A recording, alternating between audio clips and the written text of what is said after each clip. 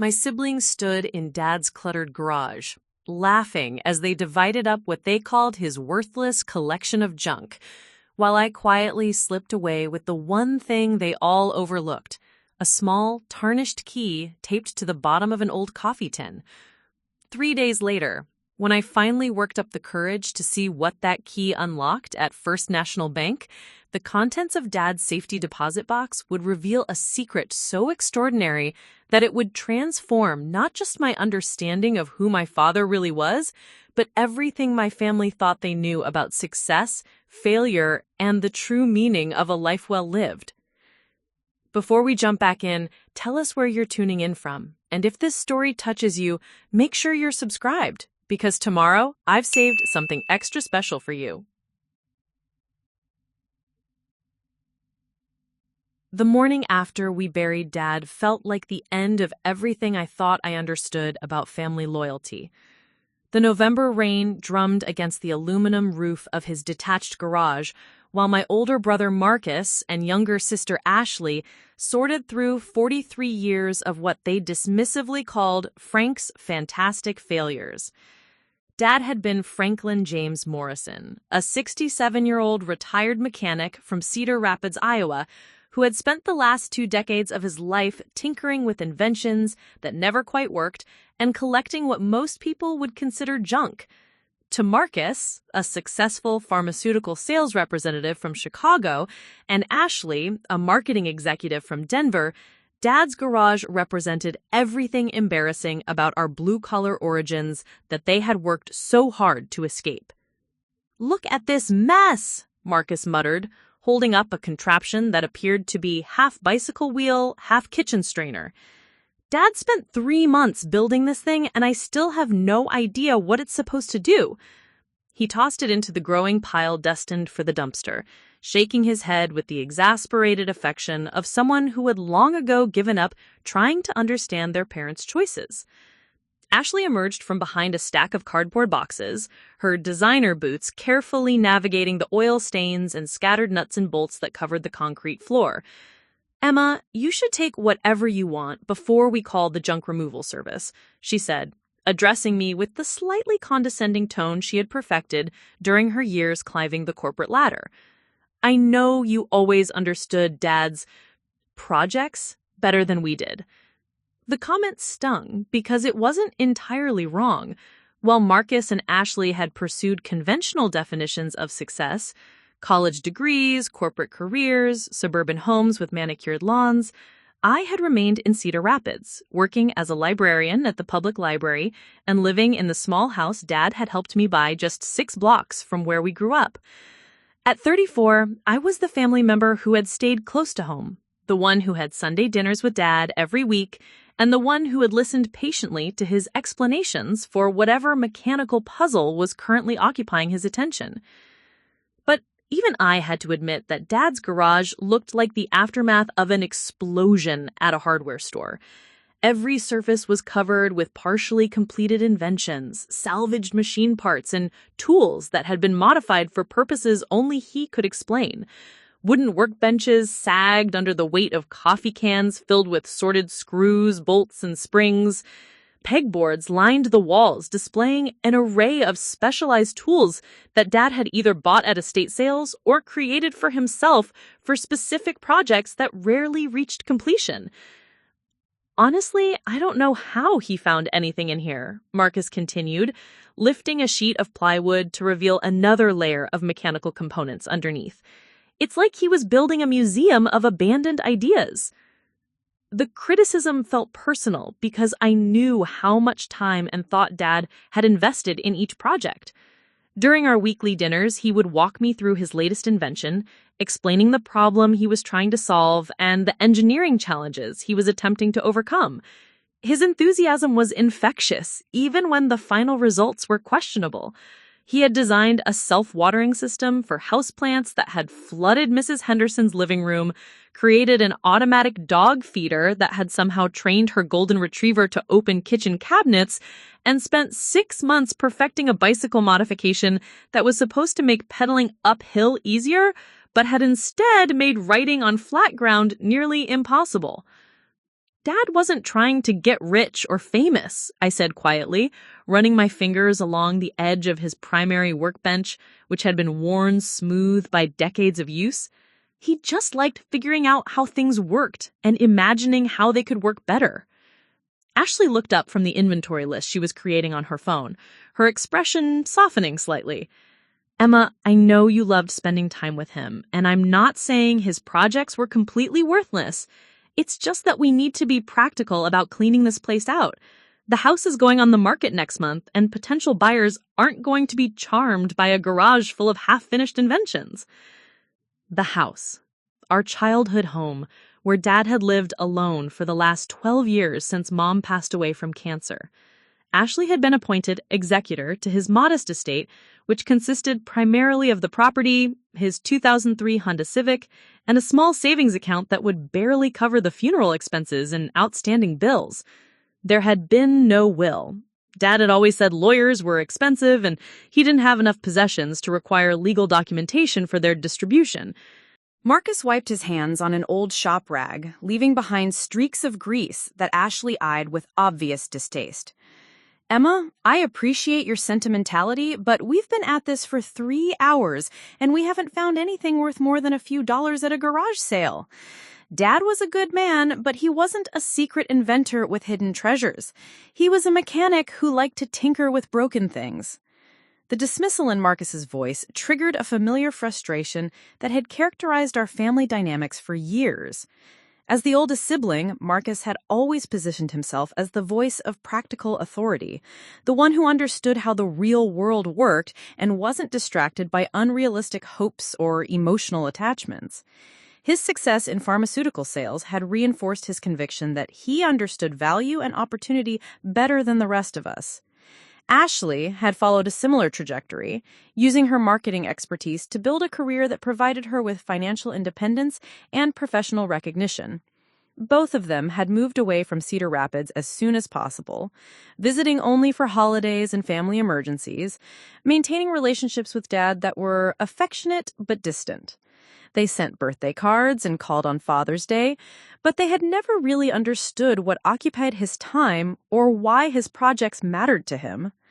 I was the one who had stayed, the one who had never achieved their level of conventional success, and the one who had been closest to Dad during his final years.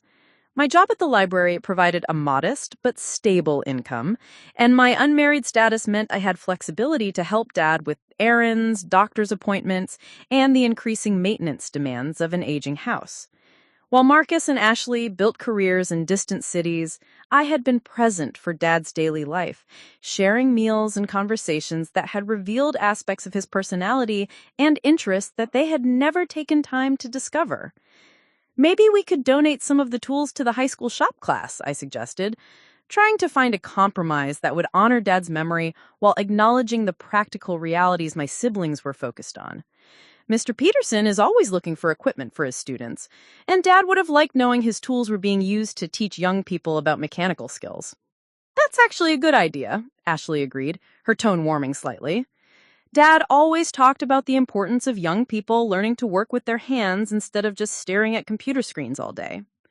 For the next hour, we worked together to sort Dad's possessions into 3 categories: items with potential resale value, things suitable for donation, and obvious junk destined for disposal.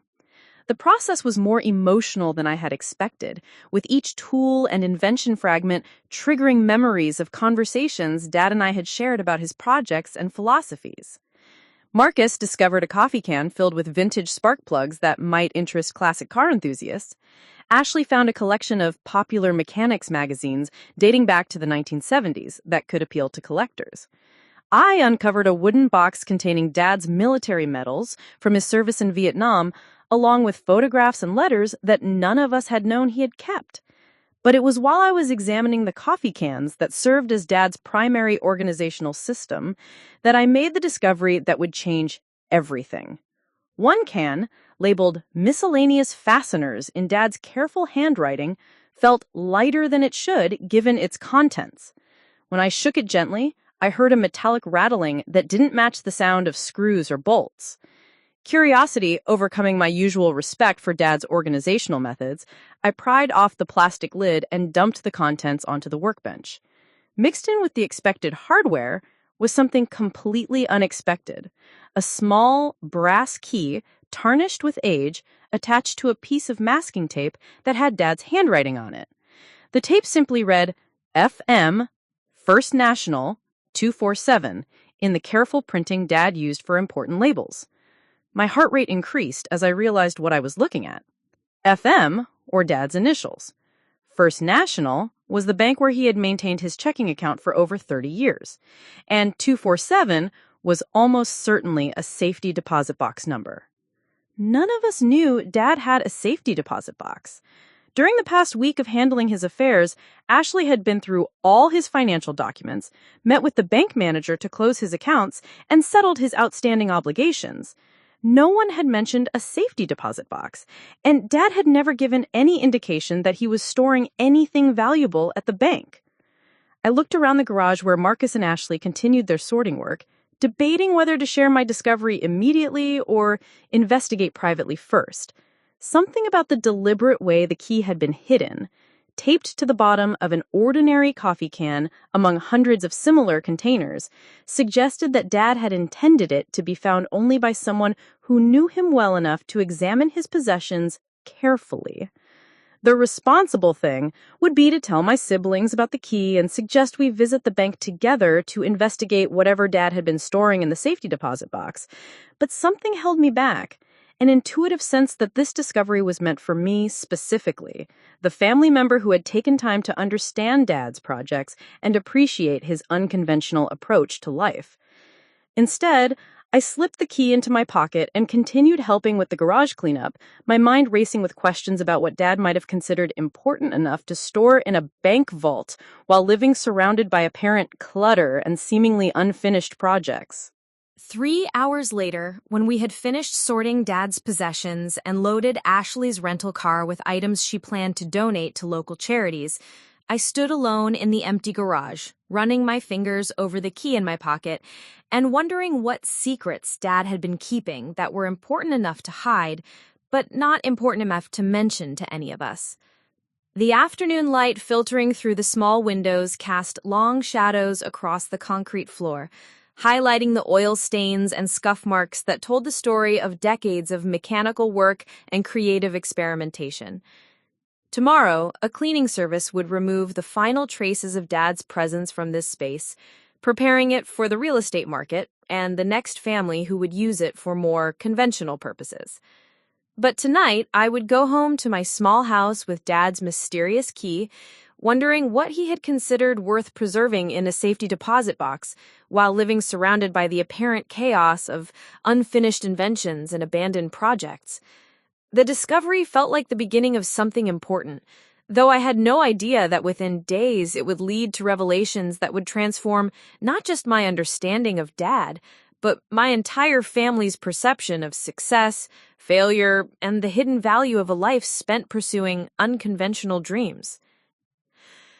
The brass key felt like it was burning a hole in my pocket during the entire drive home from Dad's house. As I navigated the familiar streets of Cedar Rapids, past the Dairy Queen where Dad used to take us for ice cream after Little League games, and the auto parts store where he had worked for 23 years before retirement, I couldn't stop thinking about what he might have hidden away at First National Bank. My small bungalow on Maple Street felt unusually quiet as I unlocked the front door and stepped into the living room that still smelled faintly of the lavender candles I had burned during the long nights of keeping vigil at Dad's bedside during his final weeks. The house had been Dad's gift to me 5 years earlier, when the elderly owner, Mrs. Kowalski, had decided to move to Arizona to live with her daughter. Dad had negotiated the purchase price, helped with the down payment, and spent 3 months fixing everything from squeaky hinges to outdated electrical outlets. Emma needs a place of her own, he had told Marcus and Ashley when they questioned why he was helping me buy a house instead of encouraging me to move somewhere with better career opportunities. She's got roots here, and there's nothing wrong with that. Not everyone needs to chase success in big cities to live a meaningful life. At the time, I had been grateful for Dad's support, but slightly embarrassed by the implication that I needed help achieving the kind of independence my siblings had managed on their own. Marcus had bought his first condo in Chicago using money he had saved from his sales commissions, while Ashley had leveraged her marketing salary into a downtown Denver apartment that she had eventually converted into equity for a suburban townhouse. My path to homeownership had required family assistance, which felt like another sign that I was falling behind the conventional markers of adult success. But sitting in my kitchen that evening, examining the mysterious key under the bright fluorescent light Dad had installed above the breakfast table, I wondered if his decision to help me buy this house had been motivated by more than simple generosity. Had he known that staying in Cedar Rapids would eventually lead to discoveries that would have been impossible if I had followed my siblings' examples and moved away? The brass key felt like it was burning a hole in my pocket during the entire drive home from Dad's house. As I navigated the familiar streets of Cedar Rapids, past the Dairy Queen where Dad used to take us for ice cream after Little League games, and the auto parts store where he had worked for 23 years before retirement, I couldn't stop thinking about what he might have hidden away at First National Bank. My small bungalow on Maple Street felt unusually quiet as I unlocked the front door and stepped into the living room that still smelled faintly of the lavender candles I had burned during the long nights of keeping vigil at Dad's bedside during his final weeks.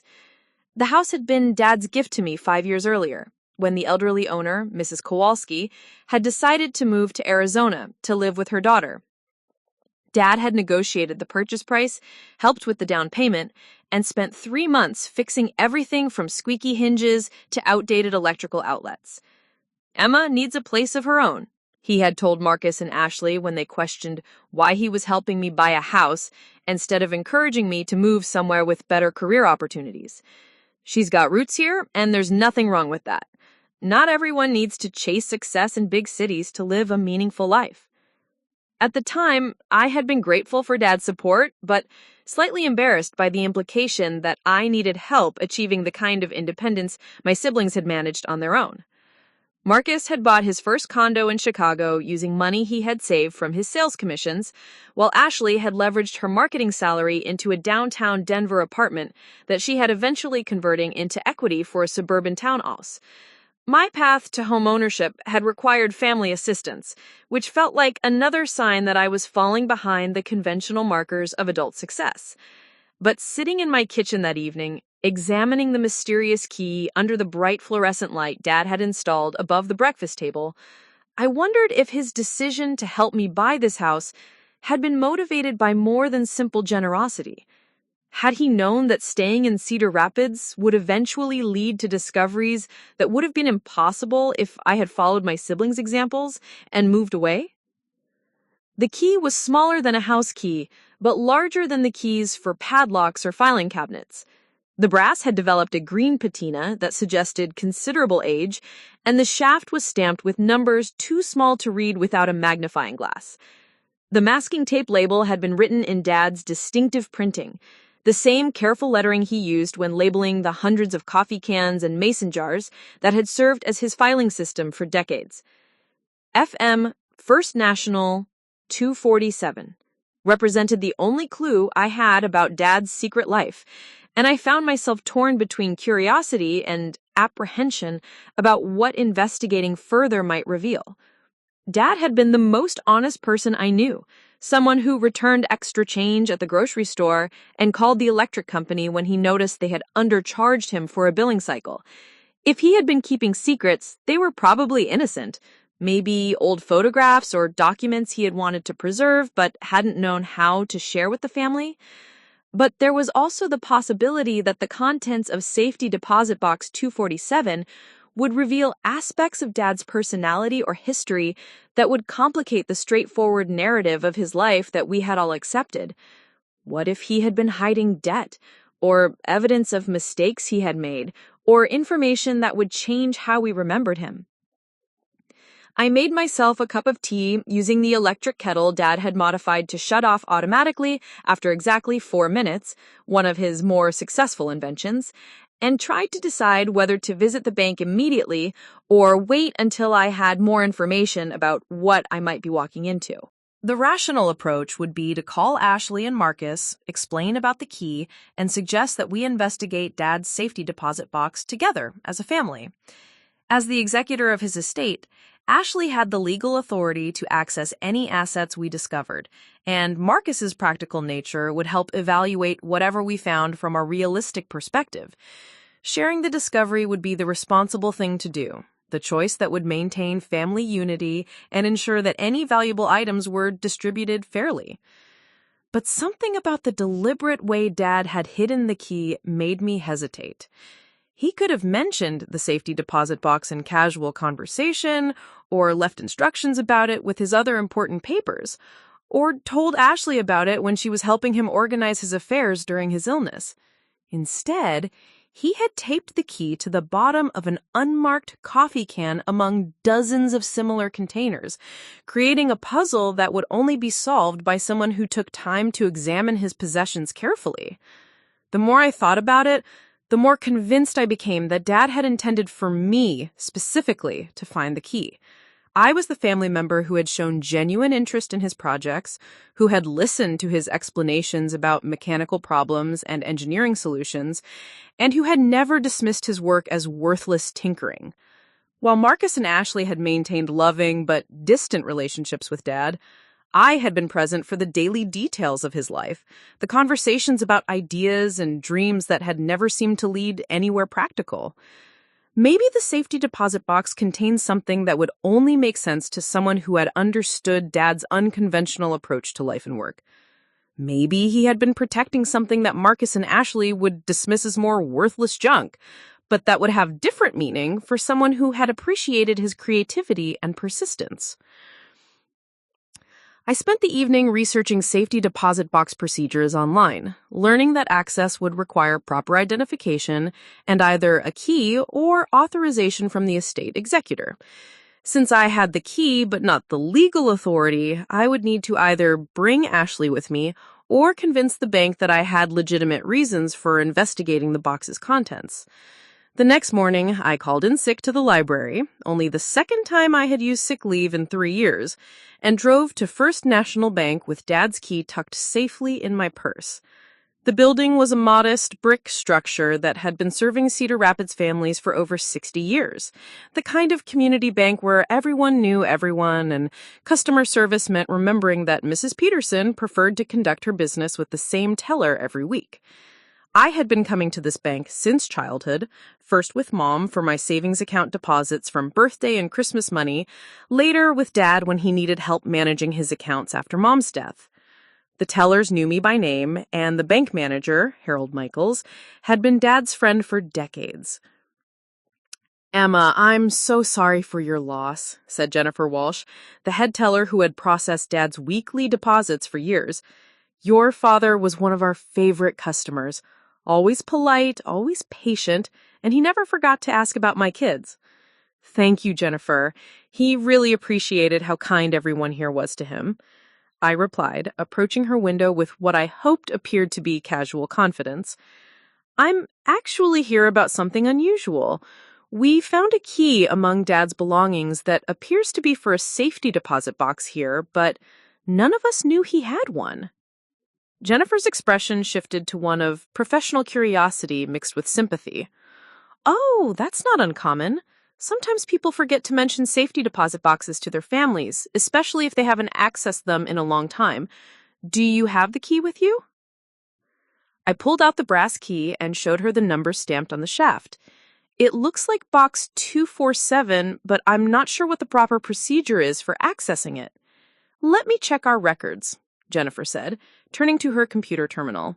After a few minutes of typing and scrolling, she looked up with confirmation. "Yes, Franklin Morrison has had box 247 since 1987. The last access was," she paused to check the screen again, "about 6 months ago." 6 months ago. Dad had visited his safety deposit box just before his final illness, which meant that whatever was inside had been important enough for him to access during his last period of good health. The timing suggested that the box's contents weren't forgotten relics from decades past, but something he had been actively managing until recently. The challenge, Jennifer continued, is that safety deposit box access requires either the renter or authorized family members with proper documentation. Since your sister is handling the estate, she would need to be present with the death certificate and probate paperwork. My heart sank as I realized that investigating Dad's safety deposit box would require Ashley's involvement, which would mean sharing the discovery and potentially losing the opportunity to understand Dad's intentions privately. But something about the deliberate way Dad had hidden the key made me hesitate. But before I could express my disappointment, Jennifer leaned forward slightly and lowered her voice. However, she said, glancing around to ensure we wouldn't be overheard, Mr. Michaels is in his office this morning, and he has been wanting to talk to someone from your family about some papers your father left with him. Maybe you should speak with him first, and he can help determine the best way to handle the safety deposit box situation. Harold Michaels had been the bank's manager for over 20 years, and his relationship with Dad extended beyond simple business transactions. They had served together on the Cedar Rapids Historical Society board, and Mr. Michaels had often consulted with Dad at mechanical problems at the bank, knowing that Dad's engineering mindset could solve problems that stumped professional repair services. His office was decorated with photographs of local landmarks and community events, including several pictures of Dad receiving recognition for his volunteer work with the Historical Society. Mr. Michael stood up from behind his desk when Jennifer knocked on his door, his expression immediately softening with sympathy when he saw me. "Emma, please come in," he said, gesturing toward the chairs across from his desk. "I've been hoping to talk with you or one of your siblings. Your father left some materials with me that I think your family should have." As I settled into the comfortable chair, I noticed that Mr. Michaels had a manila envelope on his desk labeled with Dad's name in handwriting I didn't recognize.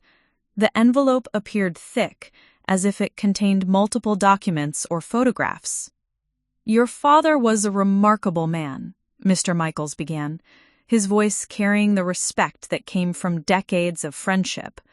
"Most people knew him as a mechanic and inventor, but Frank had interests and capabilities that went far beyond what was obvious to casual observers." He picked up the manila envelope and held it carefully, as if its contents were fragile or precious. "About a year ago, your father asked me to hold some documents for safekeeping. He said they represented work he had been doing privately, and he wanted to ensure they would be preserved if anything happened to him." My pulse quickened as I realized that Dad's safety deposit box might be connected to whatever Mr. Michaels was describing. What kind of work? Mr. Michaels smiled with the kind of expression that suggested he was about to share information that would surprise me. "Emma, did you know that your father held 17 patents?" The words hit me like a physical blow. Patents? Dad had never mentioned patents, never suggested that any of his garage projects had been sophisticated enough to warrant legal protection, never indicated that his mechanical tinkering had produced anything with commercial value. "I don't understand," I managed, my voice barely above a whisper. "Dad never said anything about patents. We thought his inventions were just hobbies." "Frank was very private about his intellectual property work," Mr. Michaels explained, opening the envelope and removing a stack of official-looking documents.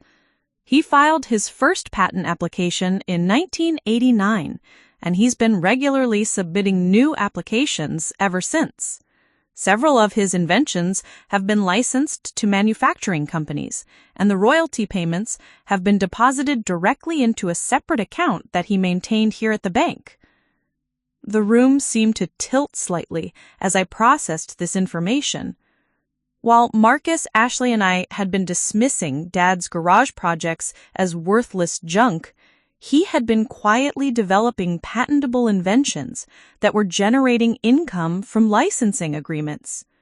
The contrast between our perception of his work and the reality of his achievements was so dramatic that I struggled to believe what I was hearing. "How much income?" I asked. Not sure I wanted to know the answer. Mr. Michaels consulted a summary sheet from the envelope.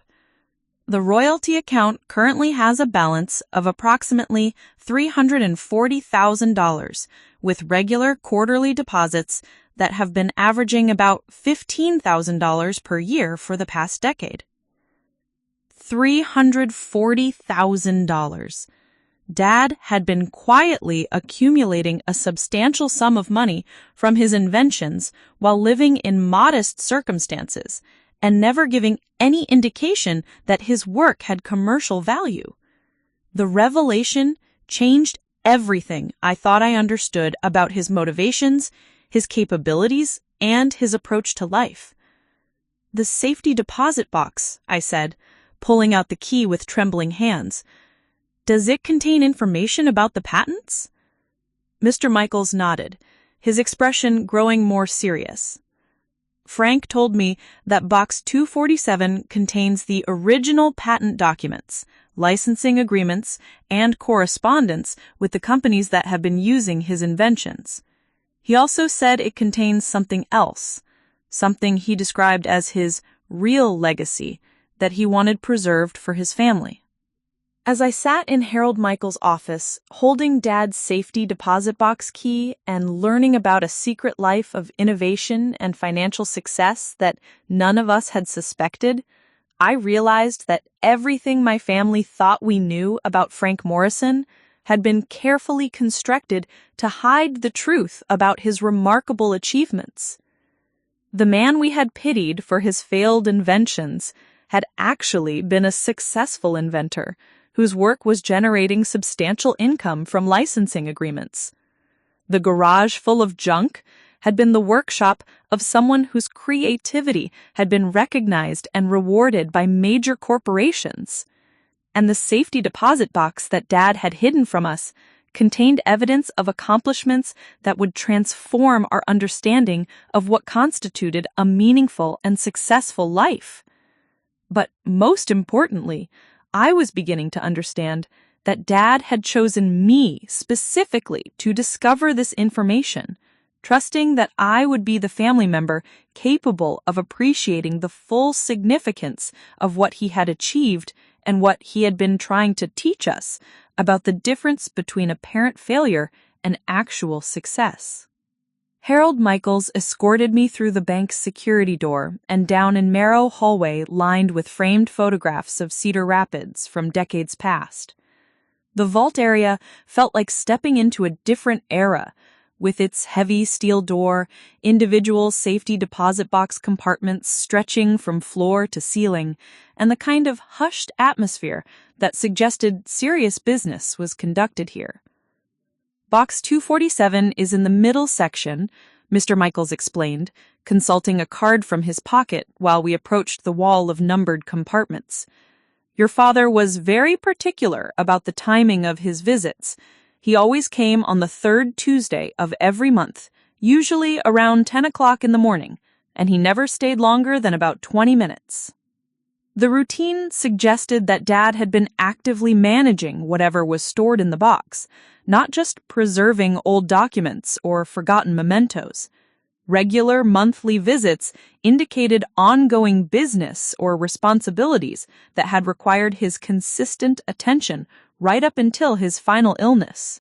"Did he ever bring anyone with him?" I asked, curious whether Dad had shared this secret with anyone outside the family. "Always alone," Mr. Michaels replied, inserting his bank key into the upper lock of Box 247. "Frank was very private about his business here. Professional, polite, but he never discussed what he was accessing or why." I inserted Dad's brass key into the lower lock, and together we turned both keys simultaneously.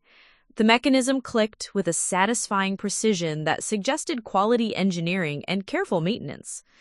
Mr. Michaels pulled out a rectangular metal container about the size of a small suitcase, its weight indicating substantial contents. "I'll leave you alone to examine whatever your father left," he said, placing the box on the small table in the private viewing room adjacent to the vault. "Take as much time as you need. When you're finished, just press the call button, and I'll help you return everything to the box." As the door closed behind Mr. Michaels, I found myself alone with Dad's secrets, my hands trembling slightly as I reached for the latch that would reveal what Frank Morrison had considered important enough to hide from his own family. The metal container opened with a soft click, and I carefully lifted the lid to discover contents that were far more extensive and organized than I had expected.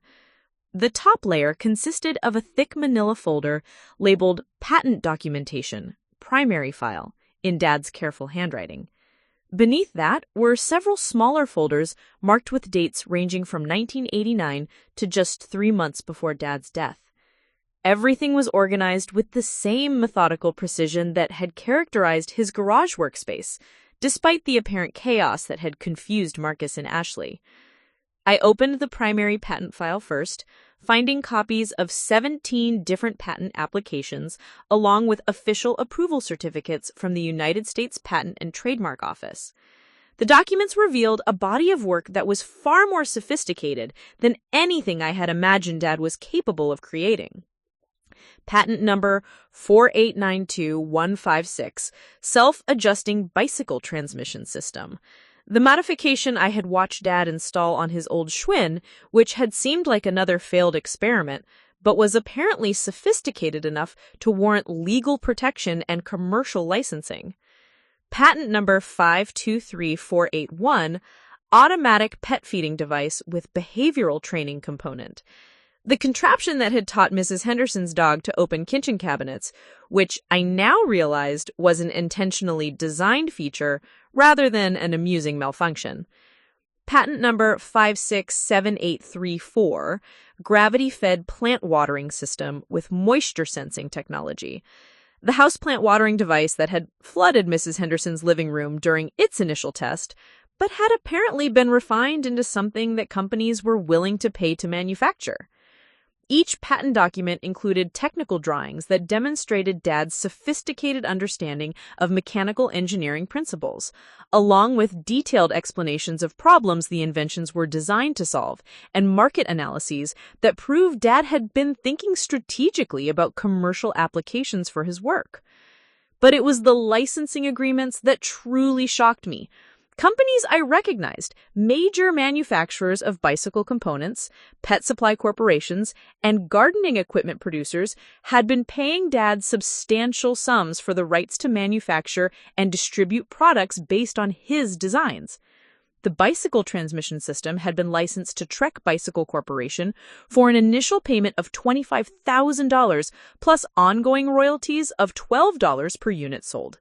According to the quarterly statements in the file, Trek had manufactured over 15,000 bicycles incorporating Dad's transmission design, generating royalty payments that had been deposited directly into his separate account at First National. The pet feeding device had been even more successful. Petco had purchased exclusive licensing rights for $40,000 plus royalties of $8 per unit, and their sales reports indicated that over 30,000 units had been sold nationwide under the brand name Smart Feed Pro. The product description on Petco's website described it as revolutionary feeding technology that promotes healthy eating habits while providing mental stimulation for dogs and cats. I sat back in my chair, overwhelmed by the realization that products based on Dad's inventions were being sold in stores across the country, while we had been dismissing his work as worthless tinkering. The contrast between our perception and reality was so dramatic that I struggled to process how completely we had misunderstood his capabilities and achievements. But the patent documentation was only the beginning of what Dad had preserved in Safety Deposit Box 247. Beneath the licensing agreements, I found a folder labeled Correspondence, both personal and professional, that contained letters from company executives, patent attorneys, and engineering consultants who had worked with Dad over the years. One letter from a vice president at Trek Bicycle Corporation described Dad as one of the most innovative and mechanical engineers we've had the pleasure of working with, and expressed interest in licensing additional inventions if Dad developed new bicycle-related technologies. A letter from Petco's product development director praised Dad's unique ability to understand both the mechanical requirements and behavioral aspects of pet care, and requested a meeting to discuss potential collaboration on additional pet product innovations. Perhaps most surprising was a letter from a patent attorney in Des Moines, Iowa, who had been representing Dad for over a decade. The letter, dated just 4 months before Dad's death, discussed strategy for filing patent applications for 3 new inventions that Dad had recently completed. The attorney described Dad's work as consistently demonstrating the kind of practical innovation that creates genuine value for consumers while solving real-world problems. But it was the folder labeled Personal Legacy for Emma that made my heart race with anticipation and anxiety. Dad had specifically designated this material for me, which meant that whatever it contained represented his most important message to the family member he had trusted to discover his secrets. I opened the folder with trembling hands and found a handwritten letter in Dad's familiar script, along with several documents that would change everything I thought I understood about his motivations and plans for our family's future. My dear Emma, the letter began, if you are reading this, it means you found the key I hid in the garage and took the initiative to investigate what I had been keeping private from the family. I always knew you would be the one to discover this because you were the only one who understood that my projects were about more than just mechanical tinkering. Dad's letter went on to explain why he had kept his patent success secret from Marcus Ashley and even me. I wanted to see what kind of people my children would become without the influence of knowing they would inherit substantial wealth. I needed to understand whether you would develop your own values and work ethic, or whether you would simply coast on expectations of family money. The explanation made sense of Dad's behavior during our weekly dinners, when he had listened carefully to my stories about library work and community involvement, without ever mentioning that he was evaluating my character as much as he was enjoying my company. Marcus and Ashley both chose career paths that prioritize financial success and social status, Dad's letter continued. They moved away from Cedar Rapids as quickly as possible and built lives that reflected their desire to distance themselves from their blue-collar origins. I'm proud of their achievements, but I was disappointed by their embarrassment about our family's working-class background. The criticism was gentle but pointed, reflecting Dad's observations about my siblings' attitudes toward his lifestyle and work during their increasingly infrequent visits home. You made a different choice, Emma. You stayed in Cedar Rapids, built a career that served your community rather than just yourself, and showed genuine interest in understanding what I was trying to accomplish in my workshop. Your values aligned with what I hope to teach all my children about the importance of meaningful work and community connection. Dad's letter revealed that my decision to remain in Cedar Rapids and work at the library hadn't been a failure to achieve conventional success, but rather evidence of character traits that he valued more highly than financial achievement or professional status.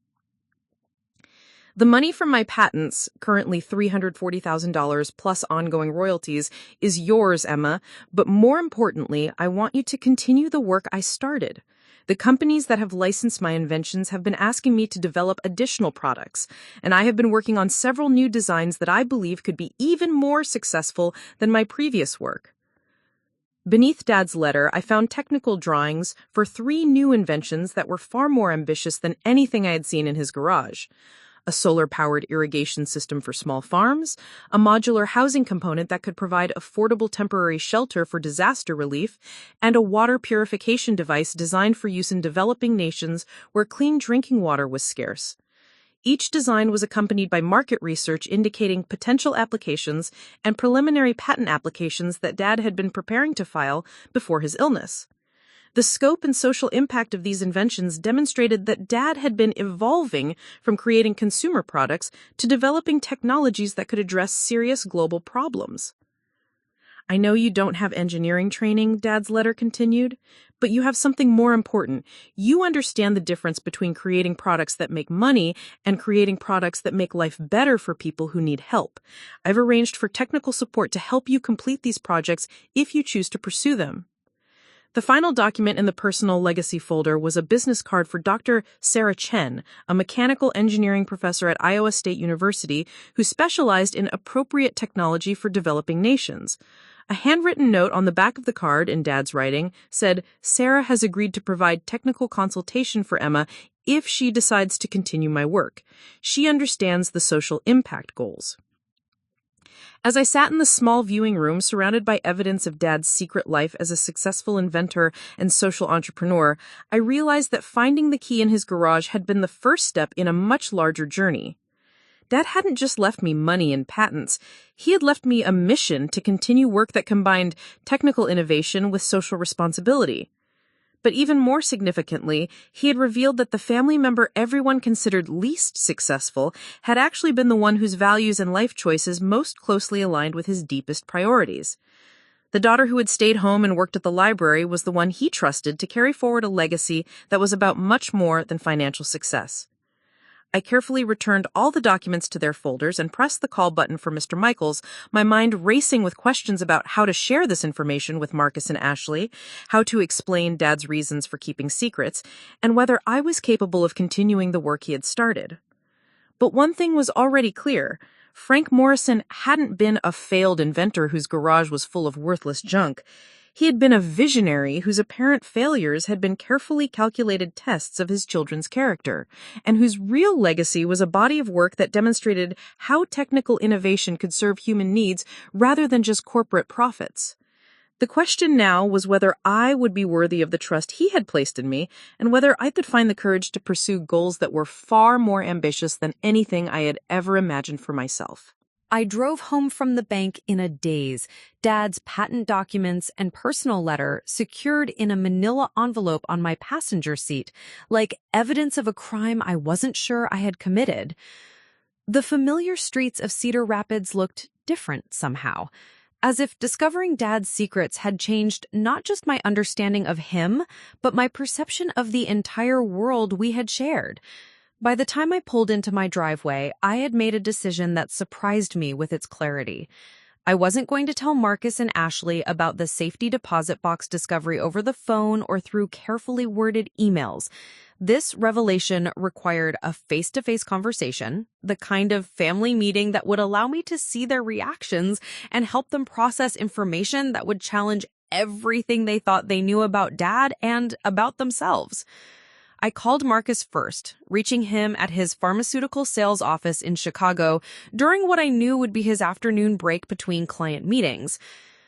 "Emma, hey," he answered, his voice carrying the slightly distracted tone that indicated he was multitasking while we talked. "How are you holding up? I know cleaning out Dad's place has been emotional for you." "Actually, that's what I'm calling about," I said, choosing my words carefully.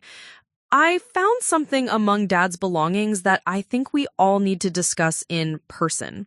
Could you possibly come back to Cedar Rapids this weekend?" The pause that followed suggested Marcus was calculating whether a return trip to Iowa was worth the expense and time away from his work responsibilities. "Emma, if it's something valuable that we missed during the garage cleanup, you can just handle it however you think is best. I trust your judgment, and I don't need to be involved in every little decision about Dad's stuff." His casual dismissal stung because it reflected the family dynamic that had been established over years of my siblings deferring to my local presence for handling Dad-related responsibilities while maintaining emotional distance from the actual work involved. "Marcus, this isn't about a few forgotten tools or old photographs," I said, my voice carrying enough urgency to get his full attention. "I found information about Dad that changes everything we thought we knew about his life and work. You and Ashley need to hear this, and it's not something I can explain adequately over the phone." The seriousness in my tone must have convinced him because his multitasking distraction disappeared, and I could hear him focusing completely on our conversation. "What kind of information? Emma, you're starting to worry me." The kind that will make you understand why Dad never seemed concerned about money despite living so modestly, and why he was always so confident that his inventions were worthwhile, even when they appeared to fail, I replied. Can you be here Saturday morning, and can you ask Ashley to come too? Marcus agreed to rearrange his weekend plans, and after similar conversations with Ashley, who was initially resistant to another trip to Iowa so soon after the funeral, I had secured commitments from both siblings to return to Cedar Rapids for what I described as important family business regarding Dad's estate. The next 3 days passed slowly as I struggled to focus on my work at the library while mentally rehearsing how to present Dad's revelations in ways that would help Marcus and Ashley understand his motivations rather than simply feeling deceived by his secrecy. I researched the companies that had licensed Dad's patents, discovering that several of his inventions were still being manufactured and sold years after their initial development. The SmartFeed Pro pet feeder was featured prominently on Petco's website, with customer reviews praising its effectiveness and durability. Trek's bicycle transmission system had been incorporated into several of their most popular touring bike models. Most significantly, I contacted Dr. Sarah Chen at Iowa State University, introducing myself as Frank Morrison's daughter and explaining that I'd found her contact information among his papers. Dr. Chen's response was immediate and enthusiastic. "Emma, I'm so glad you reached out. Your father was one of the most impressive inventors I've ever met. His combination of technical skill and social consciousness was exactly what the appropriate technology field needs more of." Dr. Chen explained that she had been collaborating with Dad on the 3 new inventions I had found in the safety deposit box, providing engineering consultation while he handled the creative design and practical testing. Frank was particularly excited about the water purification device, she continued.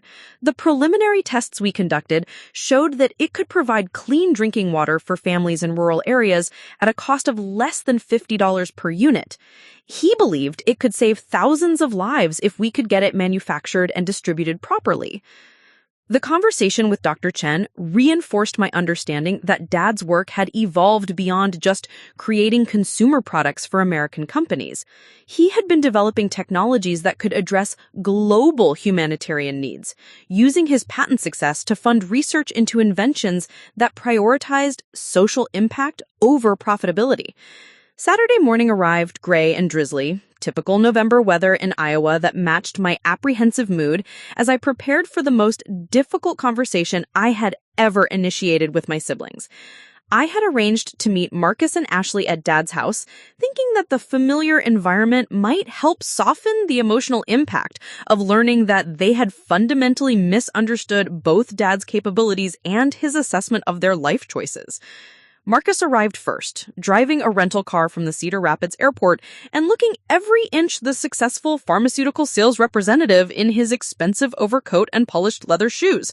His expression was curious, but slightly impatient, suggesting he was hoping to handle whatever family business I had discovered quickly so he could return to Chicago on an evening flight. "The house looks different with all of Dad's stuff gone," he commented as we stood in the empty living room where Dad had spent his final months watching old westerns and working on technical drawings for his latest inventions. "Smaller, somehow. I guess I always remembered it being more impressive when we were kids."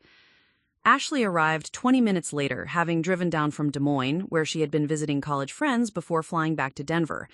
Her designer luggage and irritated expressions suggested she was treating this family meeting as an unwelcome interruption to her weekend plans.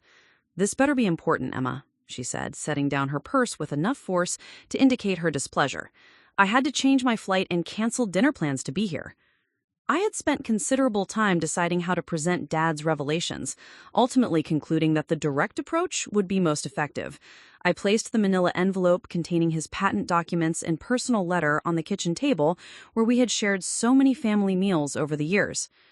"Before I show you what I found, I need you both to understand that Dad kept this information secret deliberately," I began, trying to establish context that would help them process what they were about to learn. He wasn't trying to deceive us maliciously. He was trying to understand what kind of people we would become without knowing about his success. Marcus and Ashley exchanged glances that suggested they were questioning my emotional stability. The idea that Dad had been keeping secrets about success seemed inconsistent with everything they had observed about his modest lifestyle and apparently failed inventions. "Emma, what are you talking about?" Ashley asked, her voice carrying the gentle patience she used when dealing with people she considered confused or unrealistic. Dad was a retired mechanic who liked to tinker with broken things. What kind of success could he have been hiding?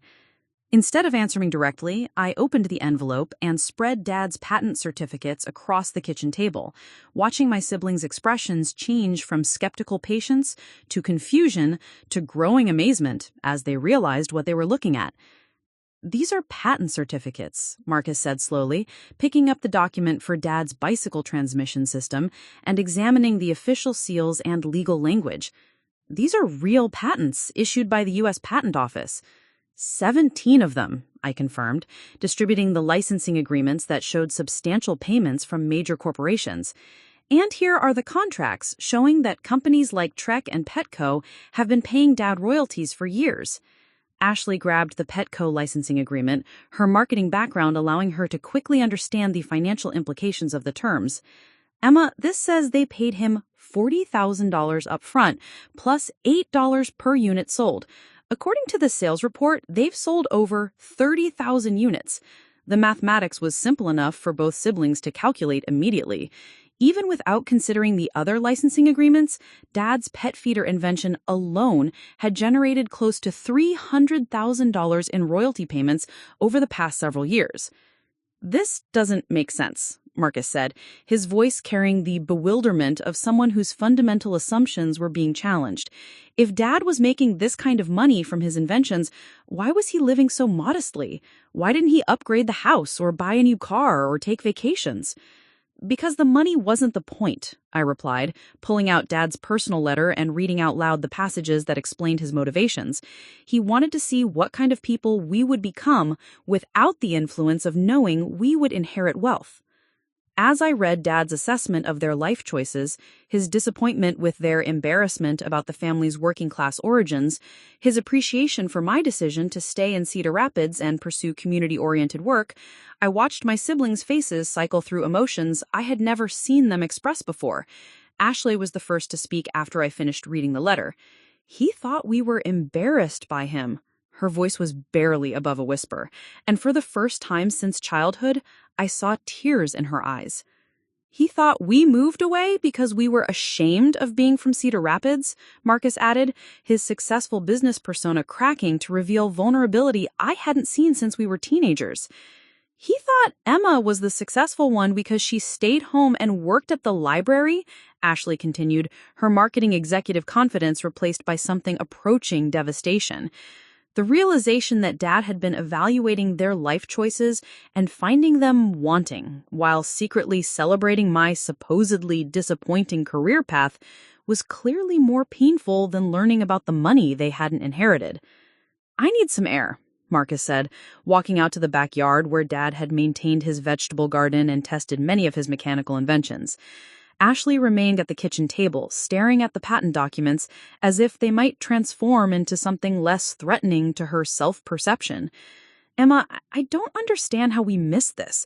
How did Dad manage to keep something this significant secret from his own family?" "Because we weren't paying attention to what he was actually accomplishing," I replied, trying to be honest without being cruel. "We saw the apparent failures and the cluttered garage, but we never looked closely enough to understand that he was building something sophisticated and valuable." The conversation that followed was the most honest exchange we had shared as adults, with Marcus and Ashley gradually acknowledging that their relationships with Dad had been shaped more by their assumptions about his limitations than by genuine understanding of his interests and capabilities. "I always thought he was disappointed in me for not going to college," Marcus admitted when he returned from the backyard. "I spent years trying to prove that I could be successful in spite of my blue-collar background." And I thought he couldn't understand why I needed to live in a big city to achieve the kind of career I wanted, Ashley added. "I never realized he saw my moving away as rejection of our family and community." But it was Ashley who asked the question that I had been dreading. "Emma, the letter says the money is yours. What does that mean for Marcus and me? I had been hoping to avoid detailed discussion of Dad's financial legacy until my siblings had processed the emotional revelations, but Ashley's direct question forced me to address the practical implications of Dad's decisions. Dad left everything to me, I said quietly, the patent royalties, the existing account balance, and the ongoing income from licensing agreements. But more importantly, he left me the responsibility for continuing his work on new inventions that could have global social impact. The silence that followed was filled with complexity, hurt feelings about being excluded from Dad's financial legacy, confusion about their misjudgments of both Dad and me, and gradual recognition that the family dynamics they had taken for granted were based on incomplete understanding of everyone's actual motivations and values. But as we sat around Dad's kitchen table, surrounded by evidence of accomplishments none of us had suspected, I realized that the most important revelation wasn't about money or patents or business success.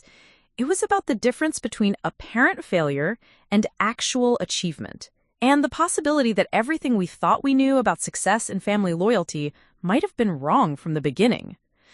The silence in Dad's kitchen stretched for what felt like hours, broken only by the soft ticking of the wall clock Mom had bought at a church bazaar 20 years ago.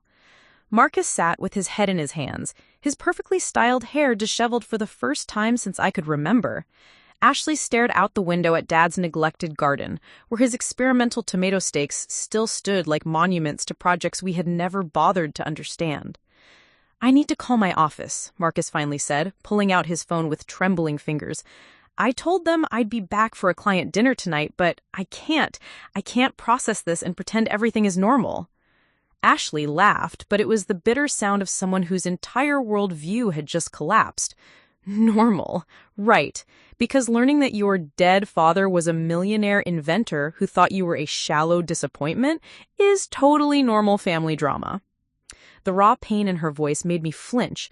I had been so focused on the logistics of revealing Dad's secrets that I hadn't fully considered how devastating this information would be for siblings who had built their entire adult identities around escaping what they perceived as their father's limitations.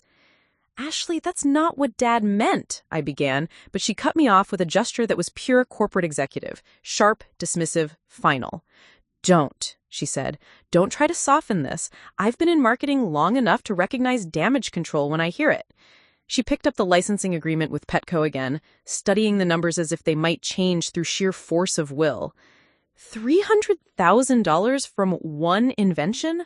One invention, Emma. Do you understand what that means? I waited, sensing that she needed to articulate her thoughts without interruption. "It means that while I was working 60-hour weeks to prove myself in Denver, scrambling for promotions and bonuses, worrying about student loan payments and rent increases, Dad was quietly generating more annual income than my first 3 years of salary combined." Ashley's voice grew harder with each word. "And he let me struggle. He let me think I was on my own, that I had to claw my way to success because I came from nothing." Marcus looked up from his phone, his sales training kicking in as he tried to find the logical framework that would make sense of this situation. "But why, Emma? Even if Dad wanted to test our character, why not tell us about his success after we had established our careers? Why take the secret to his grave?" It was a fair question, one I had been wrestling with since reading Dad's letter, but as I considered the reactions to learning about his achievements, I began to understand his reasoning more clearly. "Because he wanted to see who we really were," I said slowly, the insight crystallizing as I spoke. "Not who we would become if we knew we had a safety net, but who we would choose to be when we thought we were completely on our own. And what he discovered," Ashley said with devastating clarity, "was that Marcus and I chose money and status over family and community, while you chose meaning over materialism." She stood up abruptly, pacing to the window where Dad used to watch for the mail carrier, who had become one of his few regular social contacts. "God, Emma, don't you see how humiliating this is? We've been patronizing you for years, treating you like the family failure who couldn't figure out how to leave Cedar Rapids and make something of herself." The admission hung in the air like an accusation. Both siblings had been careful never to explicitly criticize my life choices, but their subtle condescension had been unmistakable during family gatherings. The way they asked about my little library job with the same tone they might use to inquire about a hobby. The way they exchanged glances when I talked about community events or local politics. The way they assumed I needed their financial advice because someone earning a librarian salary couldn't possibly understand money management. And the whole time, Marcus added, his voice hollow with realization, you were the one Dad respected. You were the one he trusted with his real legacy. The pain in their voices was so acute that I found myself wanting to minimize Dad's financial bequest, to downplay the significance of his choice to leave everything to me. But something in Dad's letter had anticipated this moment, this temptation to sacrifice truth for family harmony. Your father specifically requested that you not diminish your inheritance to spare your siblings' feelings, Dr. Chen had mentioned during our phone conversation. He said Emma would be tempted to share the money equally, but that doing so would undermine the entire point of his experiment in evaluating character. Dad knew this would be painful for you, I said, retrieving his letter and reading a passage I hadn't shared earlier. But he wrote that real love sometimes requires difficult truths. I hope that learning about my success will help Marcus and Ashley understand that their choices have consequences, and that it's never too late to reconsider what kind of legacy they want to build. Ashley spun away from the window, her marketing executive mask finally dropping to reveal the hurt and confusion underneath. So, what now, Emma? Do we just pretend this never happened? Do we go back to our lives and try to forget that Dad thought we were shallow and materialistic? Or do we try to figure out how to rebuild relationships after learning that everything we thought we knew about our family was wrong? Marcus added, his pharmaceutical sales confidence replaced by genuine vulnerability. The questions they were asking didn't have easy answers, but they revealed a willingness to engage with Dad's challenge rather than simply rejecting it. For the first time since I had started reading his letter aloud, I felt hope that this revelation might ultimately strengthen rather than destroy our family bonds. I think, I said carefully, we try to understand what Dad was really asking us to consider, not whether you made wrong choices, but whether you want to continue making the same kinds of choices going forward. Ashley returned to the table, sitting down heavily in the chair where Dad used to read his morning paper. What do you mean? I pulled out the technical drawings for Dad's 3 new inventions, the solar irrigation system, the modular emergency housing, and the water purification device. Dad wasn't just creating products to make money. His latest work was focused on solving problems that affect people who can't afford expensive solutions. He was using his patent success to fund research into technologies that could save lives in developing countries. Marcus examined the water purification drawings, his expression shifting from defensive hurt to genuine interest. This is sophisticated engineering. How was Dad developing something this complex in his garage? With help from Dr. Chen at Iowa State and probably other consultants we haven't discovered yet, I replied. But the key insight was Dad's. He understood that the most profitable inventions aren't always the most important ones, and he was willing to use his commercial success to support work that had social impact rather than just financial returns. The implications were clear without needing to be stated explicitly. Dad's final challenge to his children wasn't just about who deserved to inherit his money, but about what kind of values we would choose to prioritize in our own lives and careers. So the question isn't whether you've been successful, but whether you want to use your success to build something that matters beyond your own advancement. Ashley was quiet for several minutes, her marketing background helping her recognize the strategic brilliance of Dad's approach. He created a situation where we couldn't dismiss his criticism as the opinions of a failed inventor. By proving that he was actually more successful than any of us, he forced us to take his values seriously. And by giving everything to Emma, he demonstrated that he valued character over conventional achievement. The recognition was painful but necessary. Dad had constructed his final lesson with the same methodical precision he had brought to his mechanical inventions, creating circumstances that would force his children to confront uncomfortable truths about their priorities and motivations. But understanding Dad's strategy didn't immediately resolve the complex emotions his revelations had triggered. Ashley struggled with guilt about the years she had spent pitying me for my supposed lack of ambition. Marcus wrestled with anger about being judged for choices that had brought him genuine satisfaction and financial security.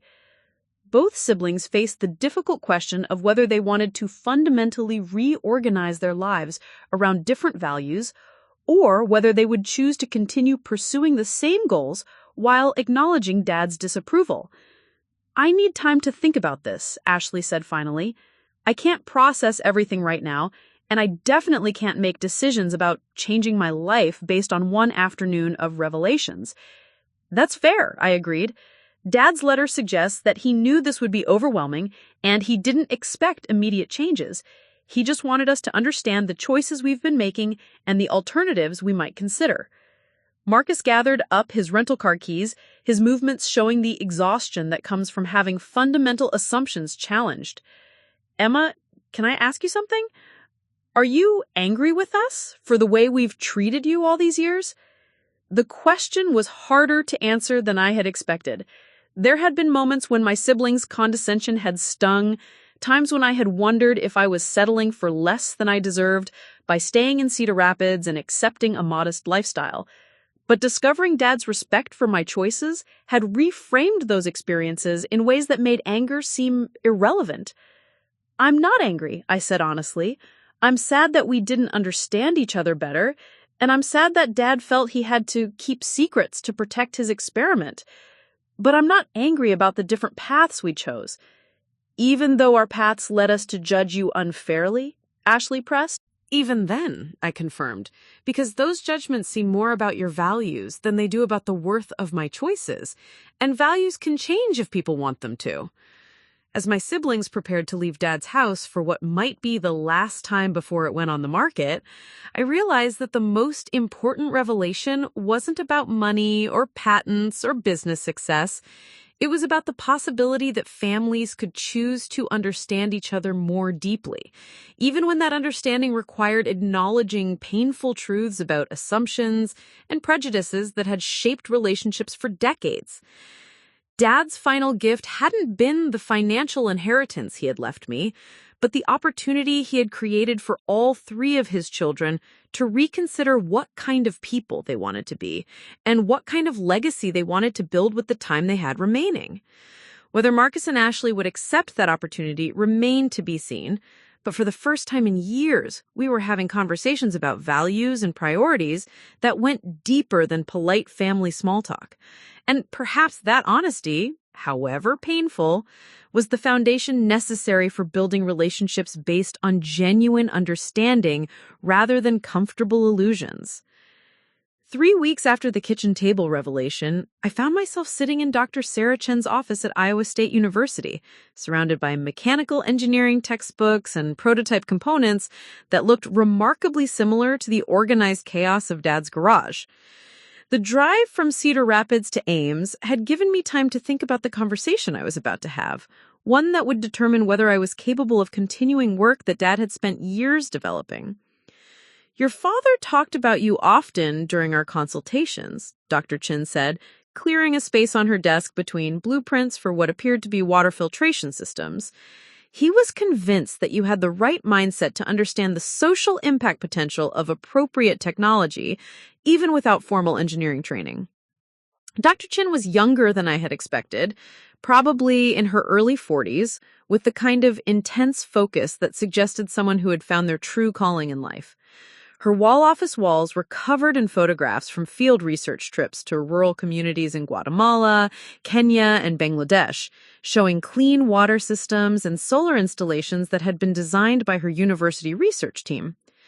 Frank always said that the biggest challenge in appropriate technology wasn't solving the engineering problems, but understanding the social and cultural context where the technology would be implemented. He believed your background in community service gave you insights that pure technical training couldn't provide. The compliment was flattering, but I felt overwhelmed by the magnitude of what Dad had apparently been preparing me to undertake. Dr. Chin, I don't know anything about international development or manufacturing processes or patent law. How could I possibly continue work at the level Dad was operating? She smiled with the patient expression I recognized from years of working with library patrons who felt intimidated by research projects. Emma, your father didn't expect you to become an engineer overnight.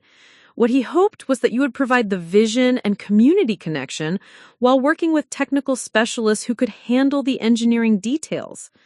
Dr. Chin pulled out a thick folder labeled Morrison Project Collaboration and opened it to reveal correspondence that showed Dad had been building a network of consultants and partners specifically to support his humanitarian technology work. Partners in Health has been looking for exactly this kind of low-cost water treatment technology for their programs in rural Haiti, Dr. Chin continued, pointing to an email chain that showed Dad had been in active negotiations with the medical nonprofit. Engineers Without Borders has offered to provide field testing support in 3 different countries, and the Gates Foundation's Global Health Division has expressed preliminary interest in large-scale manufacturing if the pilot programs prove successful. The scope of Dad's network was staggering. While I had been thinking of his inventions as individual products, he had apparently been building an entire ecosystem of partnerships that could transform his designs into tools for addressing global humanitarian crises. But none of these organizations were willing to move forward without meeting the project director, Dr. Chin added, her meaning clear. Frank told them that his daughter would be taking over the work, and they're all eager to evaluate whether you can provide the leadership these projects require. The pressure was intimidating, but also energizing in ways I hadn't expected. For years, I had been content with the modest impact of my library work, helping individual families with research needs and connecting people to community resources. The possibility of contributing to projects that could affect thousands of lives felt both terrifying and compelling. What would that leadership actually involve, I asked, trying to understand the practical requirements of the role Dad had envisioned for me. Dr. Chin consulted her notes from previous conversations with Dad. Primarily, you would be responsible for maintaining relationships with the international development partners, making decisions about which projects to prioritize, and ensuring that the technology designs actually meet the needs of the communities where they'll be implemented. Most importantly, you would be the keeper of Frank's vision that technology should serve people rather than profit. The engineering teams can handle technical problems, but they need guidance from someone who understands the difference between solutions that work in laboratories and solutions that work in real communities. The distinction resonated with my experience at the library, where I had learned that the most sophisticated databases and research tools were worthless if people couldn't figure out how to use them effectively. Technology that ignored human factors was just expensive equipment that created more problems than it solved. "I'd like to show you something," Dr. Chen said, leading me to a laboratory space where several prototype water purification devices were arranged on testing benches. "These are the units your father and I developed over the past year. The engineering is solid, but we've been waiting for field testing to understand how they perform in actual village conditions."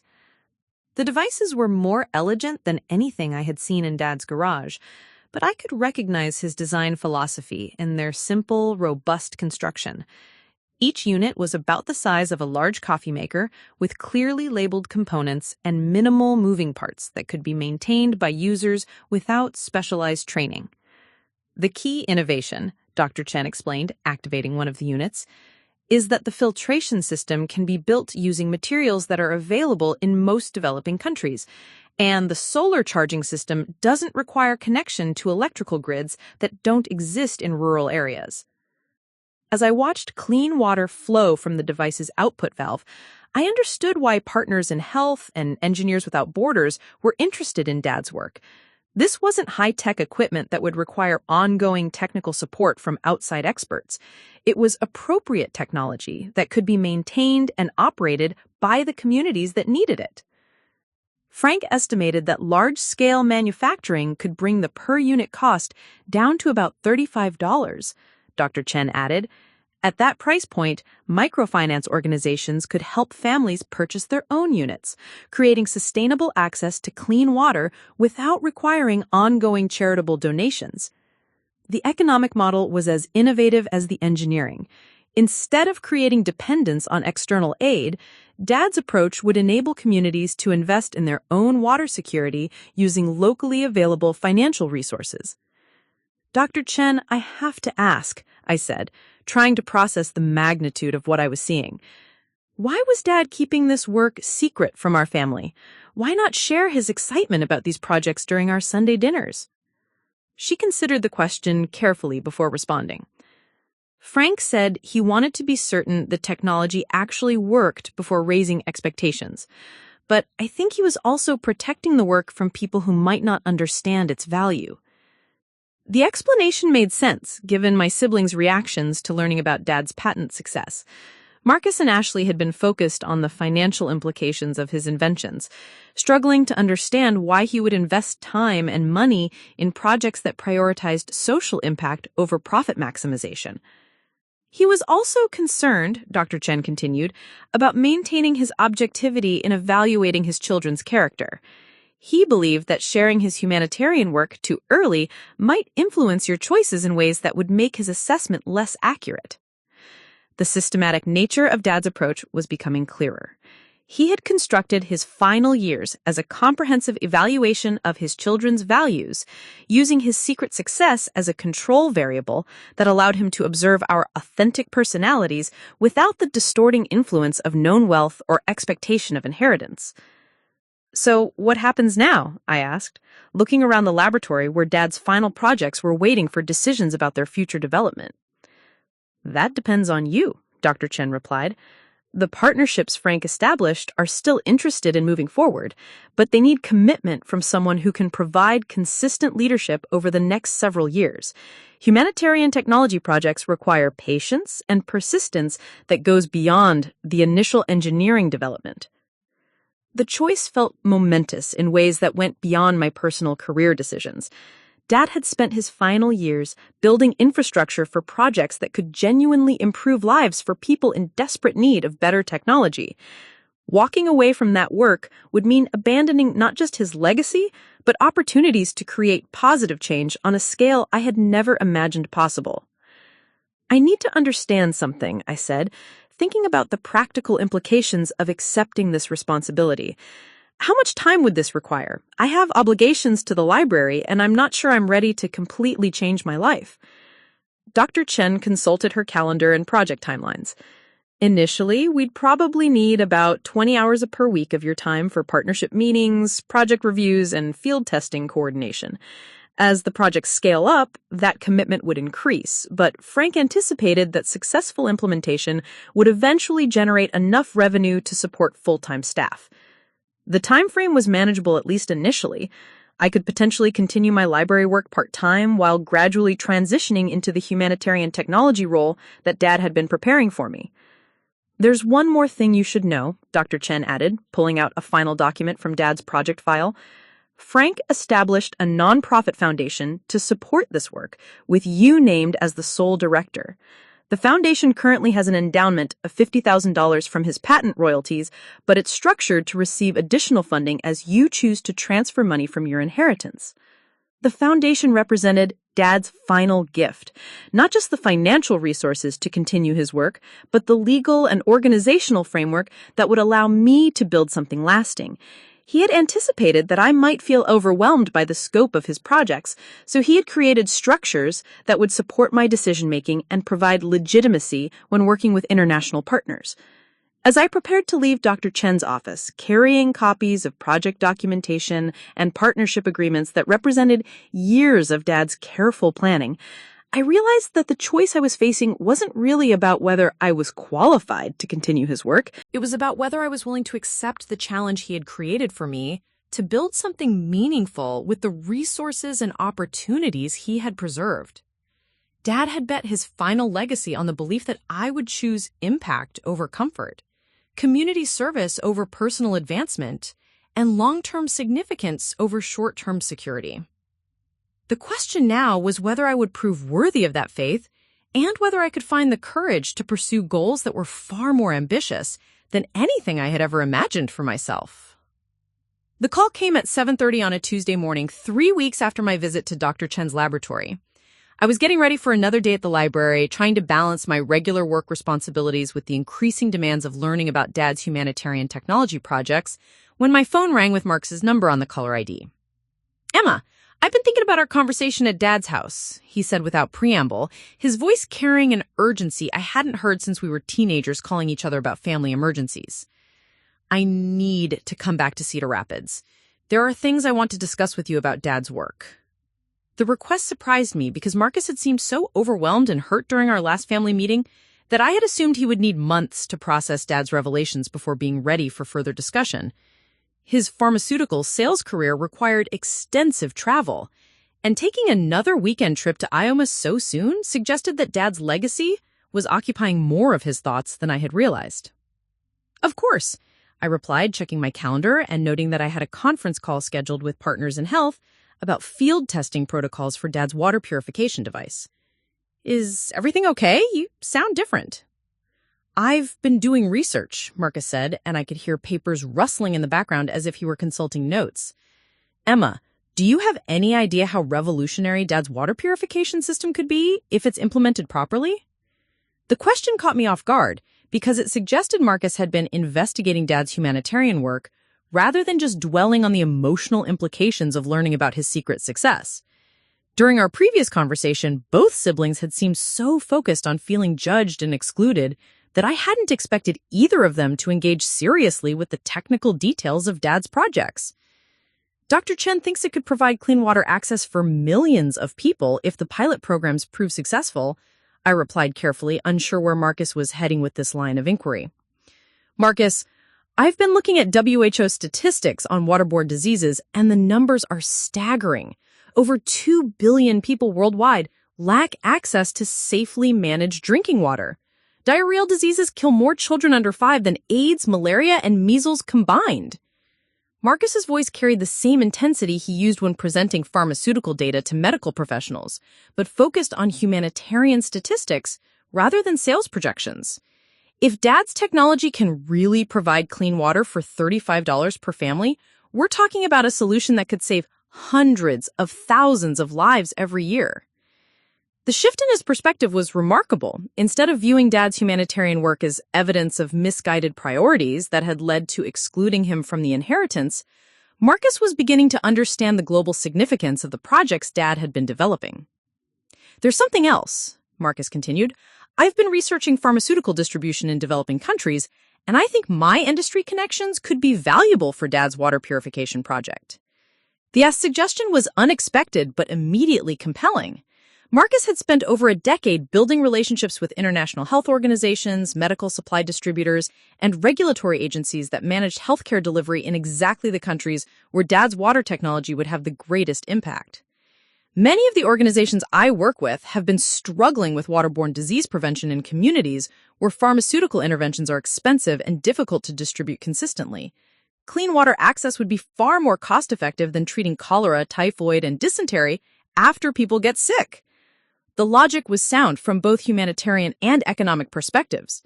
Preventing disease through improved water quality would reduce the burden on healthcare systems while eliminating suffering that pharmaceutical treatments could only address after damage had already occurred. "Marcus, are you saying you want to be involved in continuing Dad's work?" I asked, trying to understand whether this was casual interest or a serious proposal for collaboration. "I'm saying I think Dad was right about priorities, and I want to figure out how to use my pharmaceutical industry experience to support what he was building. I've already reached out to contacts at WHO and UNICEF to discuss how water purification technology could be integrated with existing public health programs." The conversation represented a fundamental shift in Marcus's approach to Dad's legacy. Instead of focusing on what he hadn't inherited, he was exploring how his existing expertise could contribute to projects that had significance beyond personal financial advancement. We arranged for Marcus to visit Cedar Rapids the following weekend, and I spent the intervening days documenting everything I had learned about Dad's humanitarian technology projects so Marcus could understand the full scope of what Dad had been developing. When Saturday arrived, Marcus appeared at my door carrying a briefcase full of research materials and wearing the kind of focused expression I remembered from his college years when he was preparing for important exams. "I have prepared a presentation," he announced, settling into my kitchen with the authority of someone who had conducted thousands of business meetings. "I want to show you how pharmaceutical distribution networks could accelerate deployment of Dad's water technology." The presentation was impressive, combining Marcus's pharmaceutical industry knowledge with research he had conducted about international development practices. He had identified specific organizations, funding sources, and implementation strategies that could transform Dad's prototypes into operational programs serving real communities within 18 months. The key insight, Marcus explained, consulting charts he had created showing cost comparisons between water treatment and pharmaceutical interventions, is that preventing waterborne diseases is exponentially more cost-effective than treating them after they occur. He had calculated that providing clean water access for a family of 5 would cost approximately the same as treating one serious case of cholera or typhoid, but would prevent dozens of potential infections over the device's operational lifetime. Organizations like Partners in Health are already spending millions on pharmaceuticals to treat preventable diseases, Marcus continued. If we can demonstrate that Dad's water technology reduces disease incidence by even 50%, the cost savings would fund expansion to additional communities. The economic model was elegant and sustainable, using health outcome improvements to generate funding for broader implementation rather than relying on charitable donations that might not be available long term. "But here's the most interesting part," Marcus said, pulling out correspondence he had initiated with several international health organizations. "Multiple groups have told me they would be willing to pilot Dad's water technology immediately if we can demonstrate manufacturing capacity and technical support capabilities." The enthusiasm in his voice was infectious, and I found myself getting excited about possibilities I hadn't even considered. Marcus had transformed Dad's individual inventions into potential components of comprehensive public health strategies that could be implemented through existing organizational infrastructure. "Marcus, this is incredible work," I said, reviewing his research materials. "But I have to ask, what changed? 3 weeks ago, you were devastated about Dad's assessment of your life choices. Now you're proposing to dedicate significant time and energy to continuing his humanitarian work?" Marcus was quiet for several minutes, his pharmaceutical sales confidence replaced by the kind of vulnerability that comes with acknowledging fundamental changes in perspective. "I've been thinking about what success actually means," he said finally. "I'm good at my job, and I make excellent money selling pharmaceuticals to hospitals and clinics. But at the end of the day, I'm helping healthcare systems treat diseases that could often be prevented through better public health infrastructure." He gestured toward his research materials. "Dad was working on preventing the problems I spend my career treating. His approach was more sophisticated than anything I've been involved with, and the potential impact was orders of magnitude greater than my individual sales achievements." The recognition was clearly painful, but also liberating. Marcus had built his adult identity around conventional professional success, but Dad's example had forced him to consider whether his skills could be applied to goals that had greater significance than personal advancement. "I don't want to abandon my pharmaceutical career, but I want to use my industry knowledge to support work that addresses root causes rather than just managing symptoms." The evolution in his thinking represented exactly the kind of character development that Dad had been hoping to inspire through his final challenge. Marcus wasn't rejecting his professional expertise, but rather applying it to problems that aligned with deeper values about meaningful contribution and social responsibility. "There's something else I need to tell you," Marcus added, his tone becoming more serious. "I've been talking with Ashley about Dad's projects, and she's been doing her own research about humanitarian technology marketing and fundraising strategies." The information surprised me because Ashley had seemed even more devastated than Marcus during our family meeting, struggling with guilt about years of patronizing me while failing to recognize Dad's actual priorities and achievements. "Ashley thinks her marketing background could be valuable for communicating with donors and partner organizations," Marcus explained. "She's been studying how successful humanitarian technology projects build public support and sustainable funding. The possibility that both siblings might want to contribute to Dad's work, rather than simply processing their hurt feelings about being excluded from his inheritance, was more than I had dared to hope for during our painful kitchen table confrontation." "Marcus? Are you and Ashley proposing that we work together on continuing Dad's projects? I asked, trying to understand whether this was a genuine offer of collaboration or an attempt to regain some control over Dad's legacy. We're proposing that we figure out how to combine our different skills to build something Dad would be proud of. You have his trust and his vision. I have pharmaceutical industry connections. Ashley has marketing and fundraising expertise. Together, we might be able to accomplish more than any of us could individually. The offer represented a complete transformation of our family dynamics. Instead of competing for Dad's approval or inheritance, Marcus was suggesting that we pool our resources and expertise to pursue goals that transcended individual recognition or financial benefit. But Emma, we want to be clear that this is your decision. Dad left everything to you because he trusted your judgment and values. We're not trying to claim equal partnership or override your authority. We're offering to support your leadership if you think our contributions would be valuable. The humility in his proposal was remarkable given the professional success and confidence that had characterized Marcus's approach to family relationships for years. Dad's final lesson had apparently taught him something important about the difference between leadership that serves personal ambition and leadership that serves larger purposes. As I considered Marcus's offer and the possibility that our family could move forward as collaborators rather than competitors in honoring Dad's legacy, I realized that Dad's most important gift hadn't been the money or patents that he had left me.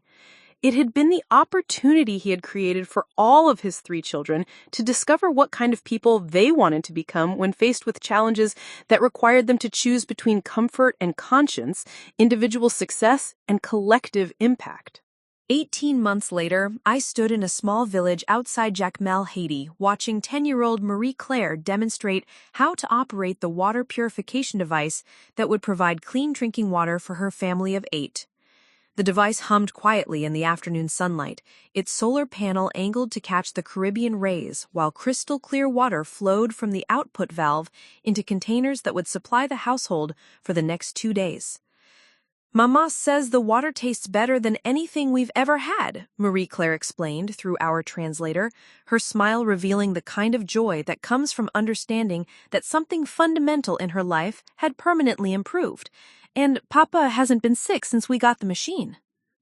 Dr. Chen stood beside me, taking notes on performance data that would be included in our final report to Partners in Health and the Gates Foundation.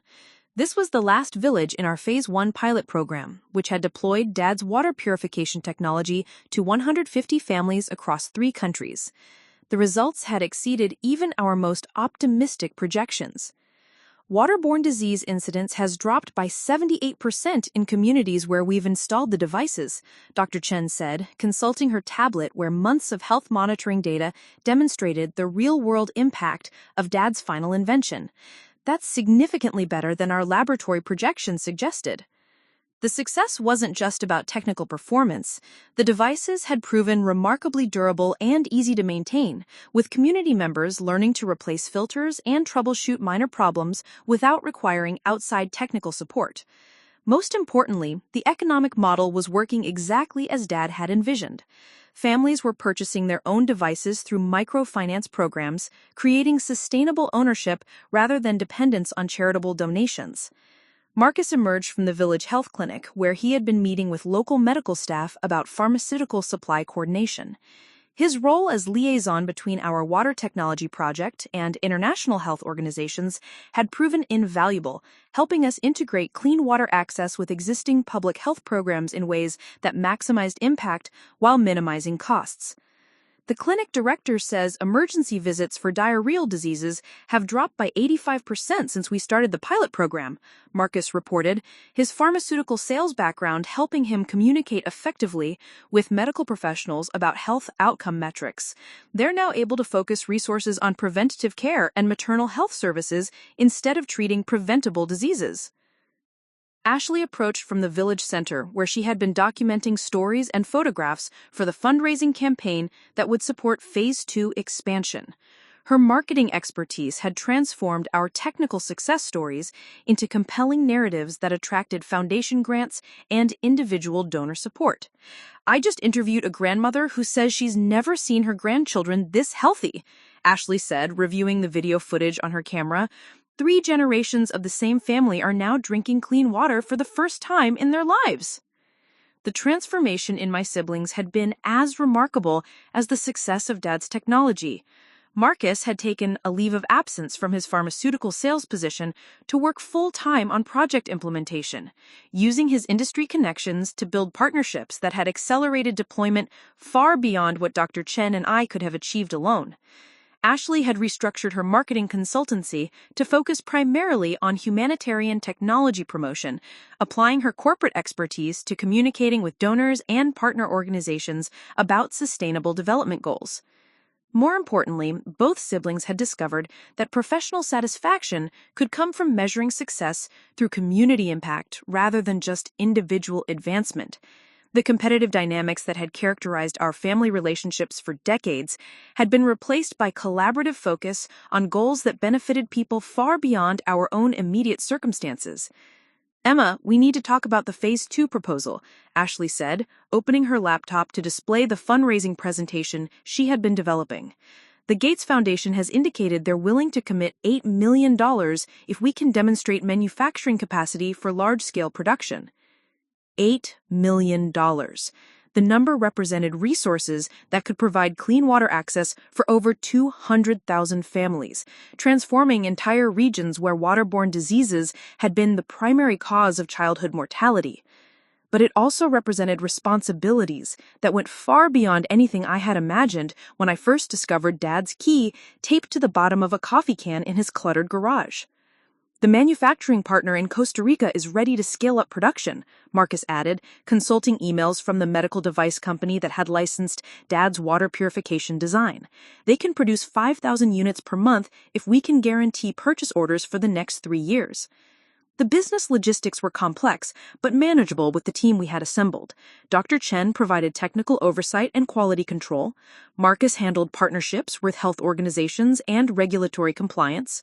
Ashley managed fundraising and public communications. I served as project director, making strategic decisions and maintaining relationships with the communities where we deployed technology. But most importantly, we had learned to function as a family unit that combined individual expertise in service of shared values rather than competing for recognition or resources. Dad's final challenge had succeeded in ways that went far beyond testing our character. It had taught us how to build something together that was more significant than anything we could have achieved individually. "Emma, we need to talk about the Phase 2 proposal," Ashley said, opening her laptop to display the fundraising presentation she had been developing. "The Gates Foundation has indicated they're willing to commit $8 million if we can demonstrate manufacturing capacity for large-scale production." $8 million. They want to focus on how ordinary people can create extraordinary impact through persistence and vision, Ashley explained. The story isn't just about Dad's inventions, but about how families can overcome misunderstanding and work together to build something meaningful. The proposed documentary represented an opportunity to share lessons that went beyond our specific technological success.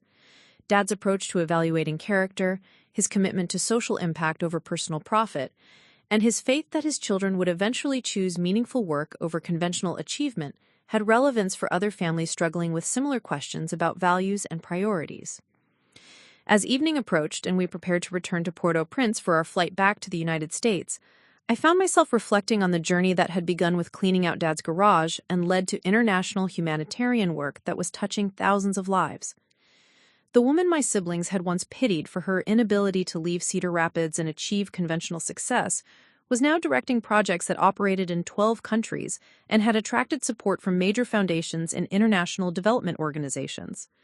The failure, who had worked at the local library, was being invited to speak at engineering conferences and university symposiums about appropriate technology and community-centered development.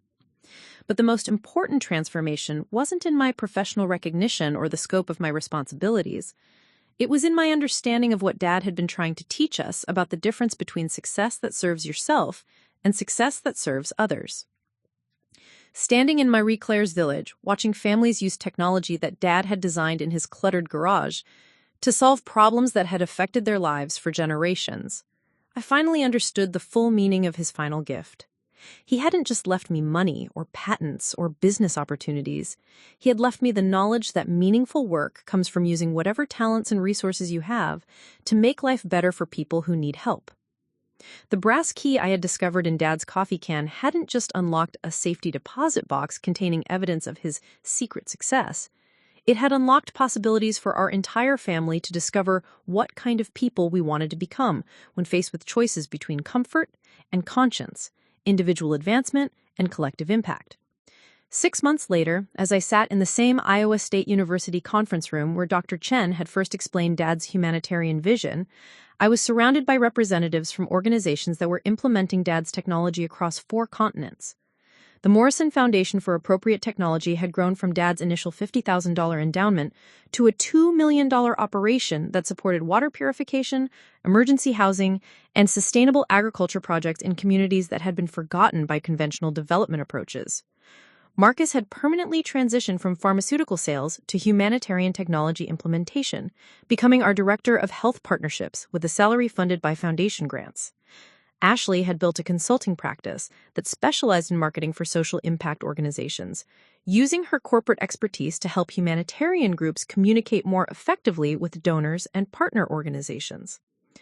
But perhaps most importantly, we had learned to function as a family that measured success through collective impact rather than individual achievement. The competitive dynamics that had characterized our relationships for decades had been replaced by collaborative focus on goals that served people far beyond our own immediate circumstances.